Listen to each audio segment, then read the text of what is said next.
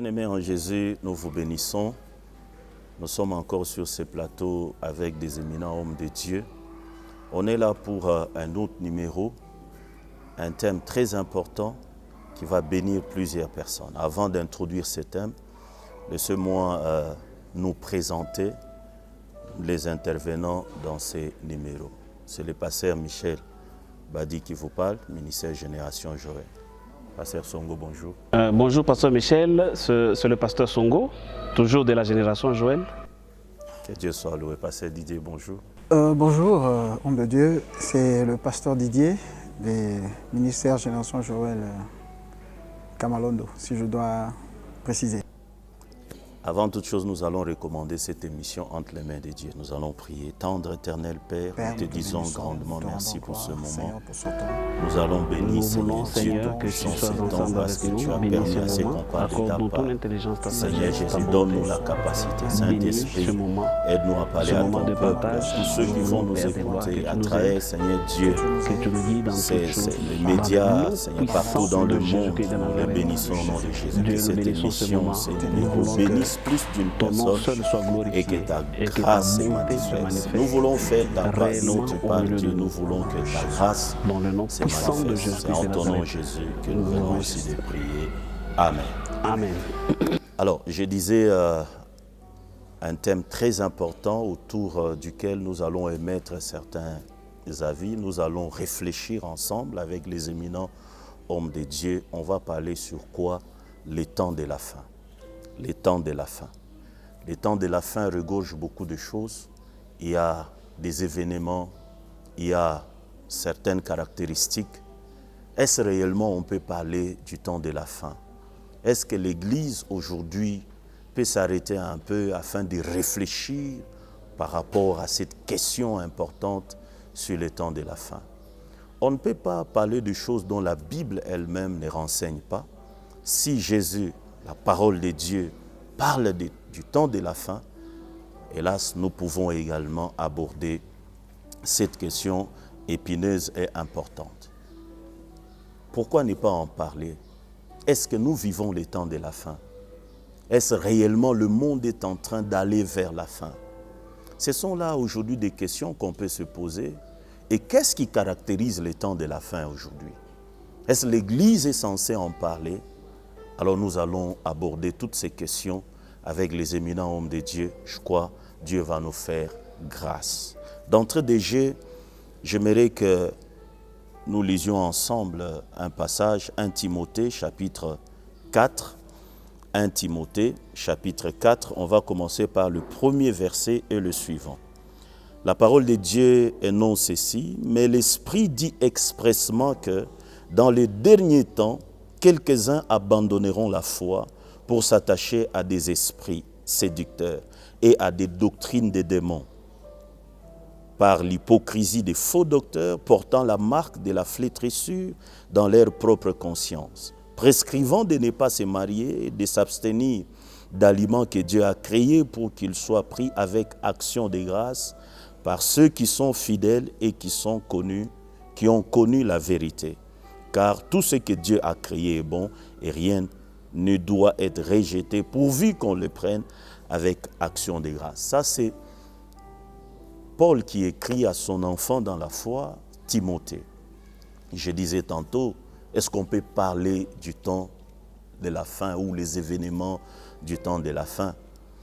J'aimerais vous amener dans une réflexion afin de faire asseoir ce qu'on doit aborder ou faire asseoir notre réflexion. Quand un soldat veut aller à la guerre, on le prépare en lui donnant des techniques, des méthodes pour affronter son ennemi. On ne peut pas, un soldat au point d'aller à la guerre ou au front, on commence à lui parler de business. Ça ne peut pas se faire comme ça. C'est-à-dire un temps avec un enseignement, un temps avec des instructions nécessaires afin que la personne se prépare.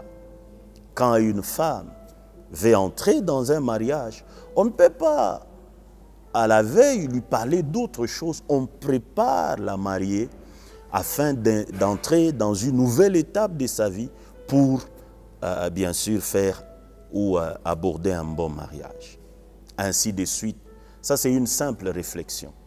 Mais si nous passons aussi où le monde est en train de marcher, nous abordons, nous allons vers la fin, on ne peut pas parler aux gens autre chose que ce qui est nécessaire, instruction, enseignement, pour que les gens se préparent par rapport à ces grands événements ou par rapport à ces temps de la fin. Est-ce réellement, on peut en parler? Oui, Jésus lui-même nous a introduit, Jésus a parlé des temps de la fin, Jésus nous a donné des attitudes, on va les voir, le comportement, ainsi que spirituellement, ce qu'il faut faire pour se préparer par rapport à ces temps. Est-ce qu'on peut en parler? Oui, on se répète encore, le monde est en train de marcher, le monde est en train de bouger, le monde est en train de connaître une évolution. Jésus lui-même a dit, il revient. C'est-à-dire, il y aura un temps fixé qu'on appelle les derniers temps. Mais si on veut parler du dernier temps, par rapport à quoi? Les temps de la fin, les derniers temps, par rapport à quoi? Je crois, mes collègues vont me compléter. Les derniers temps, par rapport au retour de Jésus. Si Jésus revient, c'est-à-dire, nous sommes dans un timing. Quand ça va arriver à un moment donné, Jésus va revenir. C'est ce qu'on appelle les temps de la fin. Des deux, les temps de la fin par rapport à l'action du Saint-Esprit. Pourquoi? Parce qu'il y aura un moment où le Saint-Esprit ne sera plus opérationnel comme il est le maître de l'Église. Et quand le Saint-Esprit ne sera plus, on va parler du temps de la fin. Eh bien, il y a de quoi parler de ce temps de la fin. Alors, regardez ce que Paul est en train de dire à Timothée. Il dit, mais l'Esprit dit expressement que dans les derniers temps, quelques-uns abandonneront la foi. Et quand les gens abandonnent la foi, ce n'est pas la foi de faire les miracles, mais c'est une foi liée à la vérité de la parole. Ça devient difficile, ça devient un peu intéressant, parce que il y aura un moment où les gens vont renier la vérité de la parole afin de s'attacher à d'autres vérités qui ne sont pas celles que la parole de Dieu est en train de donner. Ce sont là des indices, ce sont là quelques images qui nous introduisent dans ces enseignements sur le temps de la fin. Quelques-uns abandonneront la foi. Et quand on parle d'abandonner la foi, c'est-à-dire c'est dévier du chemin tracé de la vérité de la parole pour embrasser d'autres chemins. C'est ce qu'on appelle l'apostasie. C'est-à-dire, dans les derniers temps, on va constater l'apostasie. Les gens vont dire clairement, je crois, pasteur, même dans les livres de Jérémie, si je ne m'abuse pas, ou Ézéchiel, on parle que les gens ont refusé Dieu pour dire, nous allons aborder d'autres dieux, nous allons servir d'autres dieux. Et c'était l'ombre des choses à venir. Et aujourd'hui, on sent qu'on est dans réellement les derniers temps. Et il y a beaucoup d'événements, il y a beaucoup de signes, il y a beaucoup des indices qui montrent que le monde est en train d'aller vers les temps de la fin. Alors, c'est nécessaire d'en parler pour avertir, pour donner des lignes de conduite et également pour préparer l'Église. Est-ce qu'on doit seulement en parler à l'Église? Je ne pense pas. Mais quand l'Église donne un son clair, je crois que ça peut également intéresser ceux qui sont en dehors de l'Église. Ce qui est grave, cher pasteur, est que c'est possible que les gens se retrouvent à l'Église, mais rater les préparatifs du temps de la fin et rater le ciel. C'est ce qui sera vraiment, vraiment grave. Ce qui sera grave. Pourquoi? Jésus nous avait mis déjà la puce à l'oreille en disant « Le jugement va commencer dans la maison de l'Éternel ». C'est-à-dire, c'est dans la maison où les choses doivent être claires. Et la parole également ajoute en disant ceci « Si le son est confus, qui va se préparer à la guerre ?» Alors aujourd'hui, nous parlons de beaucoup de choses, chers orateurs, nous parlons de beaucoup de choses, mais c'est comme qui dirait, nous passons à côté de ce qui est essentiel. On doit parler de la vérité de la parole dans son entièreté. Si la Bible parle du temps de la fin, mais abordons cette question. Et quand Timothée est en train de recevoir cet enseignement de la part de Paul en disant « Beaucoup abandonneront la foi », c'est-à-dire ils vont se laisser séduire par des gens qui vont leur apporter autre enseignement, les enseignements des démons. Et ces enseignements feront à ce que les gens, ce que la Bible déclare, je crois dans 1 Timothée, qu'ils auront la démangeaison d'écouter des bons. C'est-à-dire, le plaisir de l'homme sera compensé par les enseignements que les faux docteurs donneront dans les temps de la fin. On va en parler en long et en large, on va s'expliquer et on va voir certains signes qui montrent que réellement on est pendant ces temps de la fin. Et ces derniers temps, c'est un temps à ne pas négliger, un temps où il faut aborder les choses clairement dans la vérité, de manière à ce que le peuple de Dieu soit avisé. Je ne sais pas monopoliser la parole, mais je dois également laisser le temps à mes collègues de s'exprimer et on va revenir pour aborder d'autres aspects. Pasteur Didier, qu'est-ce que vous en pensez par rapport à ces grands thèmes qui parlent du temps de la fin? Merci beaucoup, Pasteur Michel. Vous savez, le texte que vous venez de lire de Timothée, premier livre de Timothée, de Paul plutôt à Timothée, Paul étant le père spirituel de Timothée, lui-même il appelait Timothée son enfant légitime,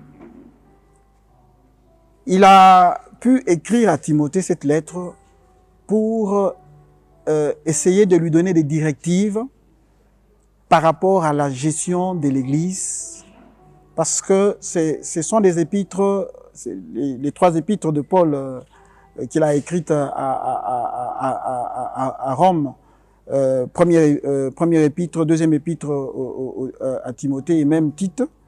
Il a écrit ces épîtres, il était à Rome et il a fait des recommandations à ces 2 personnages. Il a fait des recommandations à Timothée et à Tite. Mais ce qui nous concerne ici, ce sont des recommandations que Paul a pu adresser à Timothée. Lorsqu'il parle à Timothée, il lui fait voir les réalités. Timothée était responsable à Éphèse. Et là, à Éphèse, Paul connaissait ce qui se passait. Il y avait des érudits, il y avait des faux docteurs, des gens qui donnaient des faux enseignements. Et Paul dit que dans les derniers temps, les gens abandonneront la foi. Il n'a pas tort. Il connaît parce qu'il est passé par là. Il a installé l'église d'Éphèse.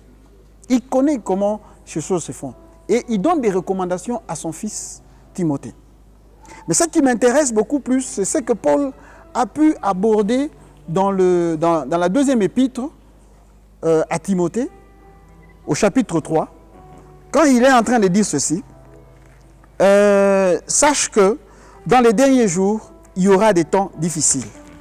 Car les hommes seront égoïstes, amis de l'argent, fanfarons, hautains, blasphémateurs, rebelles à leurs parents, ingrats, irréligieux, insensibles, déloyaux, calomniateurs, intempérants, cruels, ennemis des gens de bien, traîtres, emportés, enflés d'orgueil, aimant le plaisir plus que Dieu, ayant l'apparence de la piété, mais reniant ce qui en fait la force. Ce sont les recommandations de Paul qu'il fait à son fils Timothée. Il lui parle toujours des derniers temps. Il lui parle toujours des derniers jours. Il dit que ces jours-là, ce seront des temps difficiles. Il le rassure que ça sera difficile. Imaginez, c'était vers le 1er siècle. Juste après la mort de Christ, son ascension. Si vous lisez très bien les commentaires bibliques, on est en train de nous parler de l'année 67 après Jésus.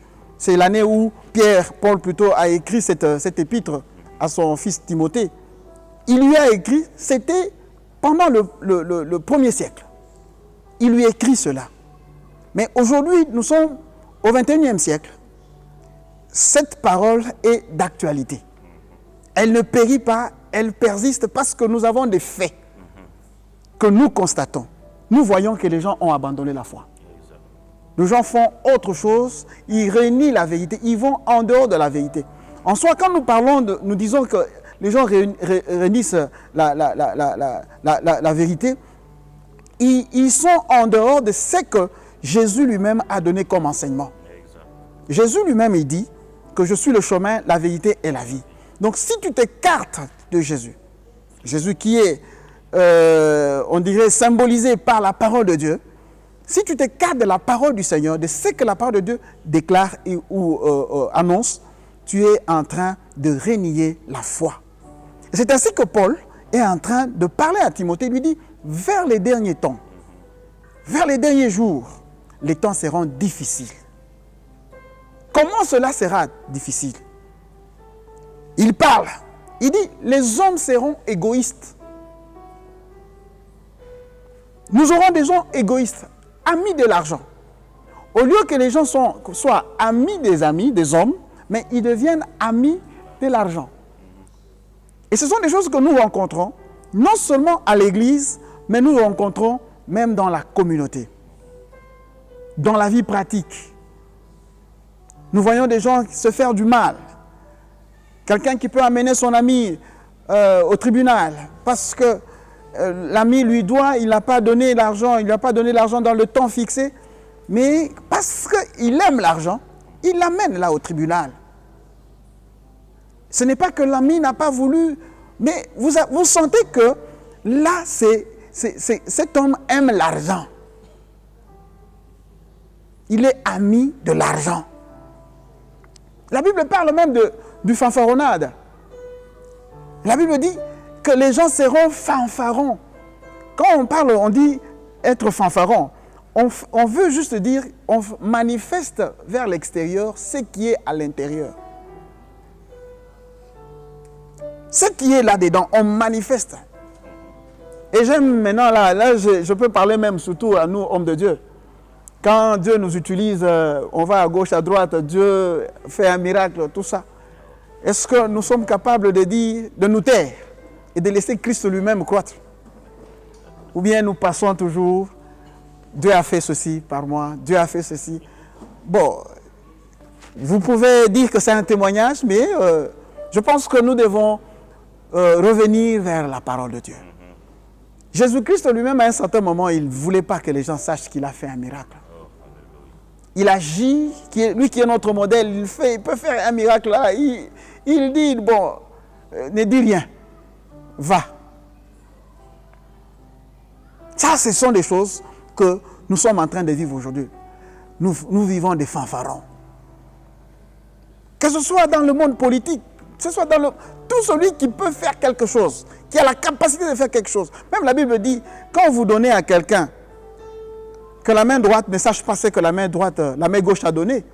Mais comment expliquer que nous faisons toujours ressortir? Nous voyons toutes ces choses. Bien aimés, il y a beaucoup de choses. Et la Bible nous parle des gens qui seront rebelles à leurs parents. Que de fils aujourd'hui sont rebelles à leurs parents? Que de fils aujourd'hui, des filles sont rebelles à leurs parents? Et ils ont des conséquences. Des gens qui abandonnent les études. Pourquoi? Parce qu'ils n'ont pas écouté ce que les parents leur demandaient de faire. Ils sont rebelles. Si je peux dire, ils vont en dehors de la voie qu'a tracée les parents. Donc, nous devons nous rendre compte réellement que nous sommes pendant les temps de la fin. Parce que ce sont des signes qui ne trompent pas. Des signaux qui ne trompent pas. La Bible dit que les gens seront déloyaux, insensibles. Ils seront calomniateurs, intempérants, cruels, ennemis de gens de bien. Qu'est-ce que nous ne voyons pas, bien-aimés? Je ne sais pas te dire. Même il y a dans des familles où vous voyez qu'il y a des gens qui sont cruels, qui disent, qui calomnient les autres.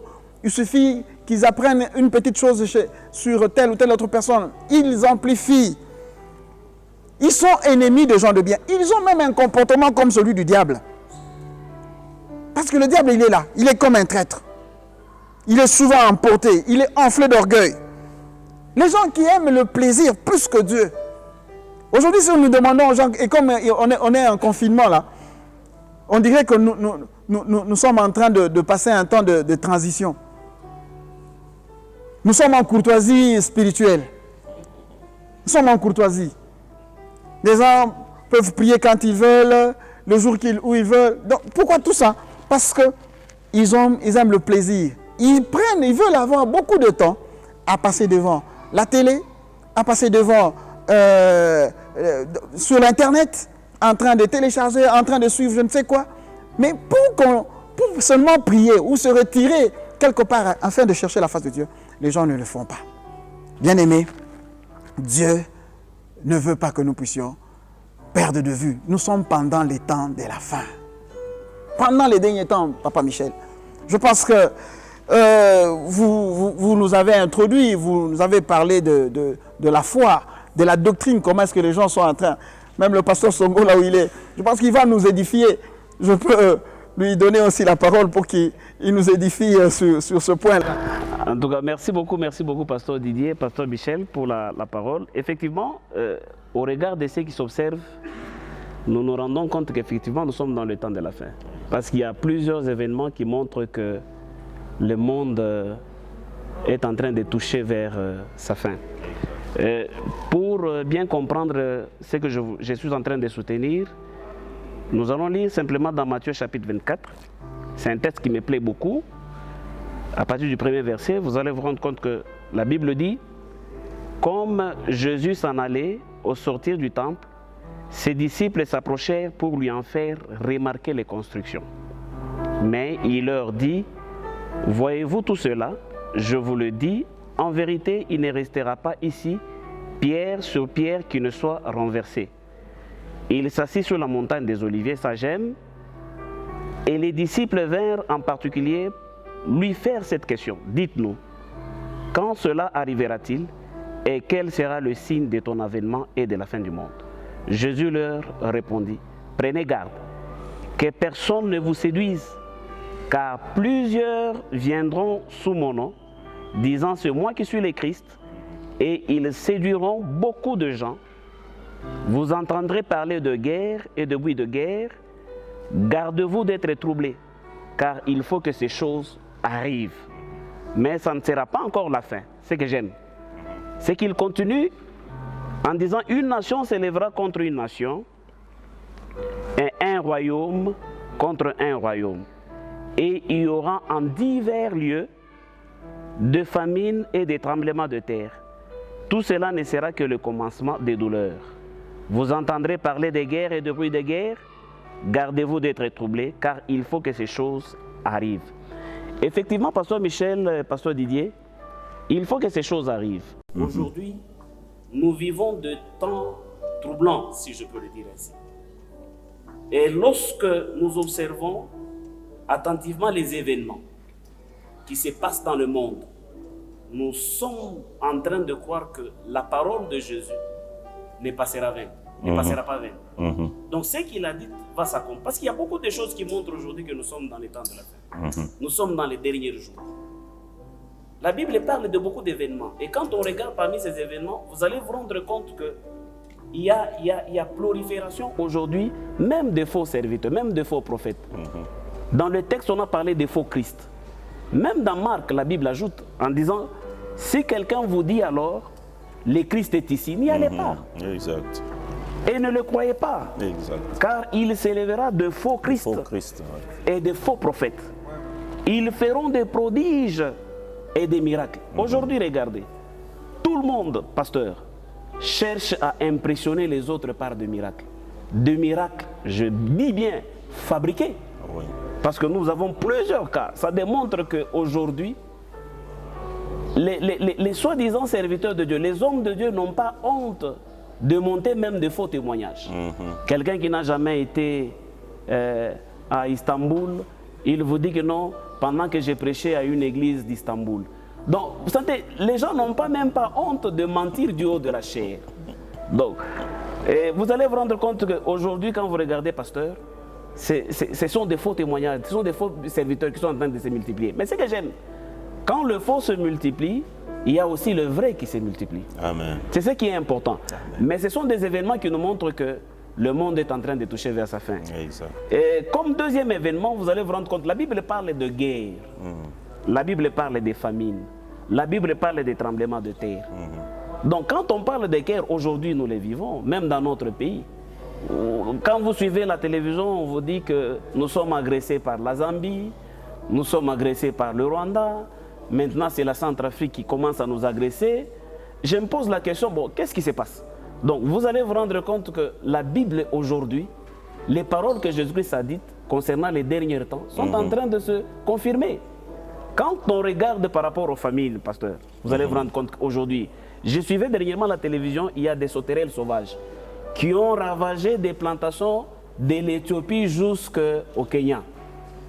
Et quand vous suivez ces documentaires, on vous dit que ces sauterelles-là sont en train de ravager tout ce qui est plantation. Donc pour bien dire que très bientôt, de ce côté-là, il y aura une sécheresse, il y aura une famine. Et quand on regarde aujourd'hui, vous sentez qu'il y a la sécheresse qui est en train d'occuper pratiquement tout le terrain, même l'Afrique. Aujourd'hui, la partie de l'Afrique australe, hein, vous sentez que le désert est en train de monter jusqu'à arriver chez nous. Il y a des tremblements de terre. Tout le monde sait qu'aujourd'hui, quand on regarde les télévisions, on voit qu'il y a tremblement de terre telle place, il y a tremblement de telle place. Donc vous allez vous rendre compte que la Bible n'a pas menti. Toutes les paroles que Jésus a dites sont en train de s'accomplir. Ce que j'aime, c'est quoi? C'est que lorsque nous constatons ces événements, cher pasteur, l'Église ne doit pas rester sans rien faire. Exact. Cela signifie que nous devons comprendre aujourd'hui, par rapport à tout ce qui se passe, que le Seigneur est en train de revenir très bientôt. Et comment est-ce que nous devons nous comporter? Quand on regarde parmi d'autres signes, il y a même des persécutions. L'évangile aujourd'hui, vous sentez que est annoncé dans le monde entier. Il n'y a pas de coin de la terre où l'évangile n'est pas encore entré. Nous l'avons étudié en missiologie, que même chez les musulmans aujourd'hui, vous avez des églises souterraines où on prêche Jésus. Donc quand on regarde tous ces événements, on se rend compte que le monde est en train de toucher vers la fin. Il y a un autre élément qui m'a beaucoup tiqué. C'est parce que vous avez dit que dans 1 Timothée chapitre 4, plusieurs abandonneront la foi pour s'attacher à des doctrines des démons. Quand je regarde aujourd'hui, parmi les signes, on parle de l'amour de plusieurs qui se refroidira. Regardez aujourd'hui dans l'église, combien de personnes ont l'amour vis-à-vis de Dieu. Nous commençons à aimer Dieu pour les intérêts. On n'aime pas Dieu parce que nous l'aimons. Quand quelqu'un suit Dieu, il le suit parce qu'on lui a promis une bénédiction. Cher pasteur, je viens de me rendre compte qu'aujourd'hui, le monde est en train de toucher vers sa fin. Et en tant que chrétien, je suis en train de me poser la question, quelle attitude, quel comportement devons-nous adopter? Exact. Parce que ce sont des événements, cher pasteur, qui démontrent qu'aujourd'hui, qu'on ne se voile pas la face. Quand on regarde aujourd'hui, même au milieu de nous, il y a des faux qui sont en train de monter. Il y a des miracles. Quand vous dites, mais ça c'est un miracle. Il y a des gens qui commencent à vendre des histoires compliquées.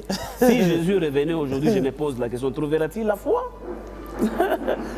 Sans pour autant vous arracher la parole, Pasteur Songo, je sens, avant qu'on parle de ce qu'on doit faire, mais je sens que c'est vraiment nécessaire de faire quand même une analyse par rapport à tout ce qui est faux, tout ce que nous constatons, parce que le temps de la fin est caractérisé par beaucoup de signes. Le Pasteur Songo vient de le dire. Qu'est-ce que nous ne voyons pas aujourd'hui? Les miracles qui sont liés maintenant aux eaux, il faut vendre, il faut acheter de l'eau à un certain prix. La Bible me dit, je ne sais pas, la Bible dit, vous avez reçu gratuitement, donné gratuitement. Mes chers pasteurs, on voit des gens qui font des voyages au Nigeria pour nous amener de l'eau, pour nous amener des petites pierres, pour nous amener des bracelets.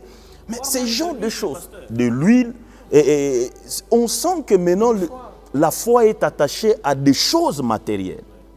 Mais ça devient un peu... Et puis, il y a beaucoup d'événements. Il y a beaucoup d'événements. Ce qui est grave, moi, en passant, j'aimerais dire que, tel que le pasteur Songo le disait, on doit en parler. On doit en parler, pourquoi? Parce que plusieurs s'égarent. Les gens qui n'ont pas un esprit attaché à Dieu, ils commencent à s'égarer.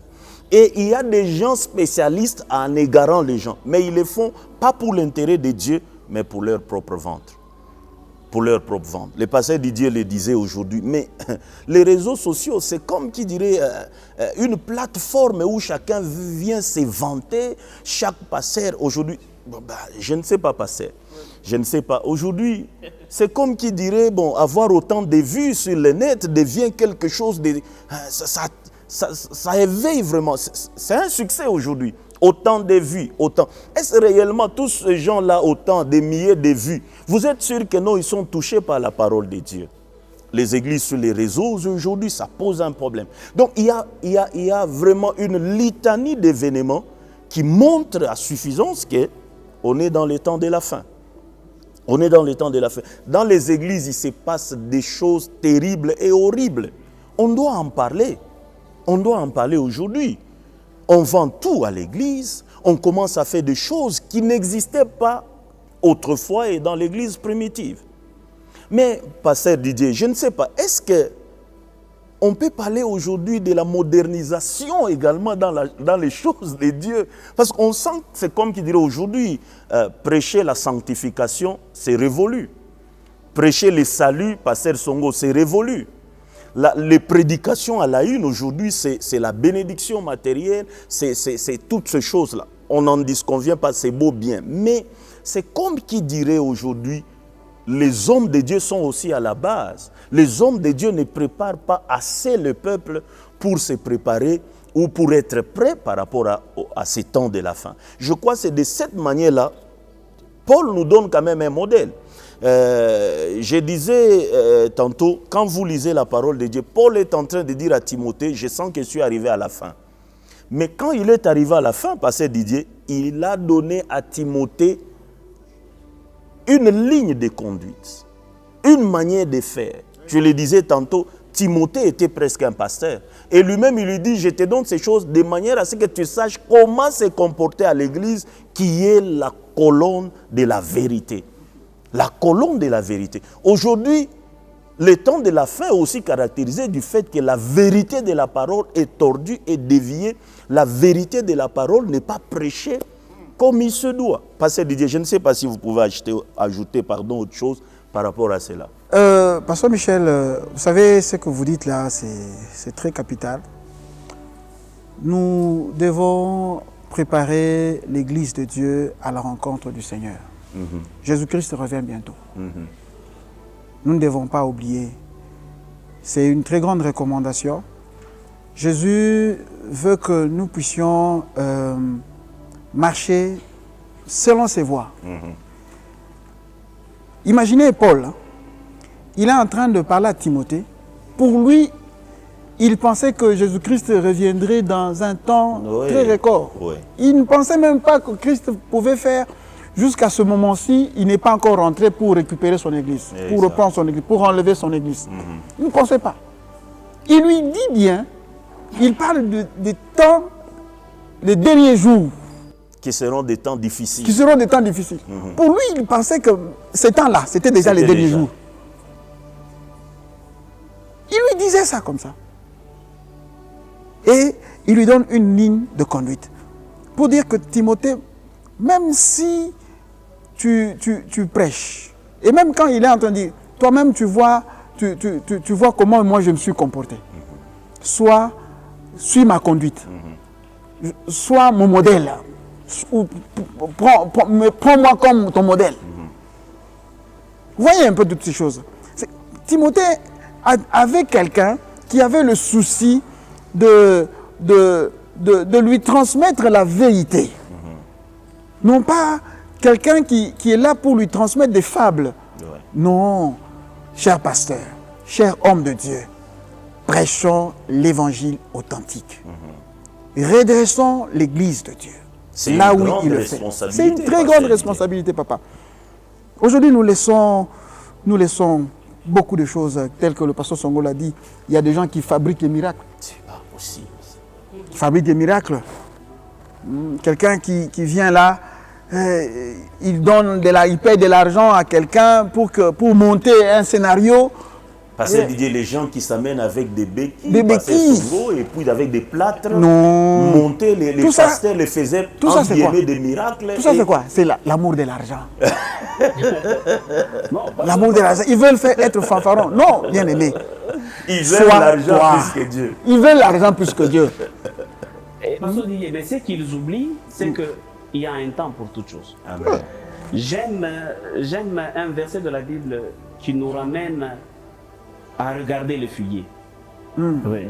Regardez le figuier. Quand on regarde que les branches deviennent tendres, les feuilles commencent à pousser, on se dit que c'est la saison, qui s'approche. Mais pourquoi nous, en tant que serviteurs de Dieu, plusieurs d'ailleurs, ne comprennent pas le temps que nous sommes en train de passer? C'est là où... Même les événements, ça montre que tout est en train de toucher vers la fin de temps. Sa fin. Mais pourquoi persévérer dans le mal? J'aime, heureusement la Bible nous prévient, de ne pas être séduite par des enseignements de faux pasteurs. Amen. Donc quand on regarde aujourd'hui tout ce qui se passe, c'est compliqué, c'est compliqué. Moi je me dis, bon, quel est l'intérêt pour quelqu'un, tu n'as pas été au Nigeria, mais tu montes à la chaire pour donner un témoignage comme est-ce que tu étais au Nigeria, tu as vu Tidi Joshua, tu as parlé avec Tidi Joshua a prié pour toi. Et ce qui est compliqué, c'est qu'aujourd'hui, c'est qu'on condamnait dans le judaïsme, nous commençons à utiliser ça, des prières cérémoniales. Mais ça devient compliqué. Donc ce sont des éléments qui montrent que Jésus-Christ ne va pas tarder. Il faut prier maintenant avec des tuniques ou des robes, avec des petits chapeaux. Il faut prier avec des bougies. Pasteur Songo, c'est compliqué. C'est compliqué, c'est compliqué. Moi, j'ai dit à mes bien-aimés qui me suivent, et même de loin, même dans le monde entier, comprenons que nous sommes dans le dernier temps. Exact. Il y a une question que Jésus-Christ pose. Le jour où le Seigneur reviendra, trouvera-t-il la foi? C'est ce que vous avez dit, pasteur. Cette foi-là que Jésus a besoin, ce n'est pas la foi par rapport au miracle. Non, c'est la foi par rapport au salut. Exact. Et en matière de salut, Dieu ne parle pas en termes de l'humanité. Non, Dieu parle en termes individuels. Oui. Dieu ne va pas sauver toutes les nations au même moment. Non, Dieu te sauvera toi qui me suis. Dieu me sauvera Exact. moi. Chacun doit se préparer. C'est là que je suis en train de me dire, pasteur, quelle attitude réellement devrons-nous adopter pendant ces temps? Ça, c'est une question importante parce que, Pasteur Songo, tu le disais tantôt, s'il y a les faux, il y a aussi les vrais. Est-ce que tout le monde est dans cette déviation? Non. Est-ce que tout le monde fait ce genre de pratiques? Non. Est-ce que doit-on laisser le peuple de Dieu s'égarer parce qu'il y a des gens qui amènent une fausse doctrine? Non. Je crois, quand vous lisez la parole de Dieu, Paul n'a pas seulement averti ou n'a pas donné seulement les indices pour montrer le temps de la fin, mais il a donné également à Timothée des voies de sortie. Je crois, rien qu'en passant, il dit « attache-toi à la piété », c'est-à-dire « attache-toi à l'amour de Dieu ». Ça, c'est la base de toute chose. Et on comprend une chose, et c'est un vent qu'on appelle vent des doctrines qui ballotte les gens à gauche et à droite. Mais on doit garder beaucoup de choses, des recommandations vraies qui viennent de la vérité de la parole de Dieu. Je crois, Pasteur Songo, il y a des choses quand même qu'on peut retenir par rapport à ça, où il y a une attitude, telle que tu le disais, à avoir, où il y a ce qu'on doit faire pour que ce temps de la fin ne soit pas une hécatombe ou une catastrophe pour le peuple de Dieu. Et le peuple de Dieu est appelé à afficher une certaine attitude pour être prêt. Ouais. Pasteur Michel, vous avez raison. Vous savez, quand on lit Matthieu chapitre 24, Oui. vous allez vous rendre compte qu'il y a 3 mises en garde que Jésus nous fait. Exact. Premièrement, une mise en garde contre la séduction. Comment? Il dit, Jésus leur répondit, prenez garde que personne ne vous séduise. En tant qu'enfant de Dieu, en tant que chrétien, bien-aimés, vous qui nous suivez de loin, nous vous disons que personne ne vous séduise avec des faux enseignements. Amen. Amen. Il y a une deuxième mise en garde, c'est que c'est contre le sentiment de trouble. Il dit que personne ne vous trouble. Dans Jean chapitre 14, le verset 1er, il dit que votre cœur ne se trouble point. Il y a un temps pour toutes choses. Ce que nous devons retenir, c'est que Jésus est en train de revenir très bientôt. Et une chose que j'aime beaucoup pour le troisième mise en garde, il nous appelle à la vigilance, c'est envers nous-mêmes. Où il nous demande de veiller, de prier. J'aime ça, Pasteur Michel. Lorsque nous veillons sur notre propre comportement, il y a des gens avec qui nous devons dire, bon, celui-ci, il me tire vers le bas, je ne veux pas marcher avec lui. Parce qu'il m'amène dans le péché. C'est là où, Pasteur Songo, Paul, il dit même, je crois qu'il a souligné ça, il dit à Timothée, veille sur ton enseignement. Ouais. Veille sur ce que tu entends, sur ce que qui entre, veille sur ce que tu es en train. Je crois que c'est important. Parce que je ne sais pas si on peut ajouter autre chose. Moi, je pense qu'il y a quelque chose que je dois ajouter qui me fait beaucoup de bien. Quand vous lisez le livre de Timothée, deuxième épître, chapitre 3 au verset 5, dans la partie B, Paul, après avoir donné les caractéristiques des gens qui vont manifester un certain comportement contraire à la parole, Paul, il dit à Timothée, Timothée, éloigne-toi de ces hommes-là. J'ai comme l'impression que Dieu voudrait nous mettre devant nos responsabilités à un certain moment. Nous devons faire le choix de vivre avec ces gens-là qui marchent dans le mal, qui s'égarent, ou soit de vivre selon ce que Dieu veut que nous puissions vivre. Tout en étant sur la terre, en attendant la venue du Christ, nous devons afficher un comportement. Ce comportement-là, comme le pasteur Songo l'a dit, pour juste le compléter, nous devons aussi savoir nous éloigner des gens de mauvaise vie, des ingrats, des irréligieux, des blasphémateurs, des cruels. Nous devons nous en éloigner. Ça veut dire que nous ne devons pas les fuir. Non. Nous sommes dans ce monde, comme Jésus-Christ avait dit. Vous n'êtes pas du monde. Vous êtes dans le monde, mais vous n'êtes pas de ce monde. De ce monde. Nous sommes avec eux, mais nous ne marchons pas comme eux. Comme eux. N'agissons pas comme eux. Nous ne devons pas agir comme eux. Ne posons pas des actes comme eux. C'est comme ça que l'apôtre Paul est en train de parler aux Romains, au chapitre 12, il dit « Ne vous conformez pas au siècle présent, mais soyez transformés par le renouvellement de l'intelligence, afin de discerner ce qui est bon, ce qui est parfait, ce qui plaît à Dieu, ce qui est agréable à Dieu. » Connaître la volonté de Dieu, c'est quoi? Dieu est dans sa parole.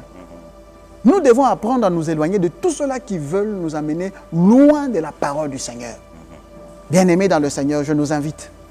La Bible dit, dans les psaumes chapitre 1er, « Heureux l'homme qui ne marche pas selon les conseils des méchants, qui ne s'assit pas en compagnie des moqueurs, qui ne marche pas avec les pécheurs, mais qui trouve son plaisir dans la méditation de la loi de Dieu. » Cet homme-là, tout ce qu'il fait va lui réussir. Deux fois, bien aimés, nous avons des problèmes. Il y a des choses qui ne réussissent pas parce que nous sommes en train de marcher avec des gens de mauvaise vie. Nous disons que nous sommes enfants de Dieu, mais nous faisons des choses comme les gens de ce monde. Nous ne devons pas nous conformer au siècle présent. Même Paul le dit à son disciple Timothée. Il dit, regarde bien ma conduite. Tu as suivi de près mon comportement, mon enseignement. Marche comme moi. Il dit, soyez mes imitateurs tels que je le suis de Christ. Lui, il a imité Christ. Nous devons aussi imiter ceux-là qui ont marché comme Christ. Oh, bien-aimés dans le Seigneur, que Dieu vous bénisse. Je ne sais pas, le pasteur Michel. Nous sommes en train de chuter. Oh, c'est vraiment important. Je crois qu'on aura un autre numéro. Il y a beaucoup de choses à parler. Beaucoup. Vous qui nous écoutez, soyez vraiment bénis. Beaucoup de choses.